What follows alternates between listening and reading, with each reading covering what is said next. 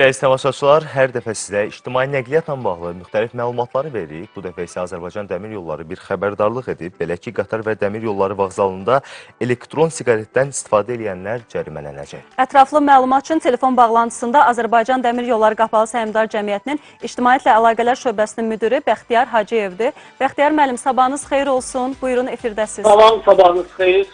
Bəli, qeyd etdiniz kimi artıq bugündən ölkə ərazisində tütün və tütün məmulatları haqqında qanuna edilmiş dəyişikliyə əsasən ölkəmizdə elektron siqaretlər istifadəsi qadağan edilir və bu qadağan olunan ərazilərdən bir hissəsi də Dəmir Yolunun infrastrukturuna aiddir. İrtibati Xətalar Məcəlləsinə əsasən həmin qeyd edilən tarixdən qatarlarda, dəmir yol vağzallarında, həmçinin piyada keçidlərində istər yer üstü olsun, qapalı olsun, yer altı olsun, elektron siqaretlərin istifadəsinə görə 30 manat məbləğində cərimə tətbiq ediləcək. Ümumiyyətlə, sərnişinlərimizdən xahişimiz odur ki, səyahət zamanı digər sərnişinlərində rahatlığını pozacaq addımlar atmasınlar.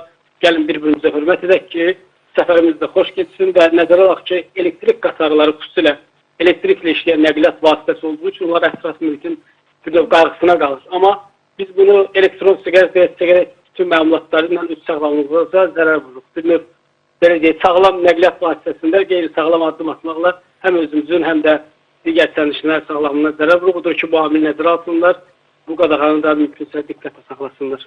Təşəkkür edirik Bəxtiyar müəllim ətraflı məlumat üçün.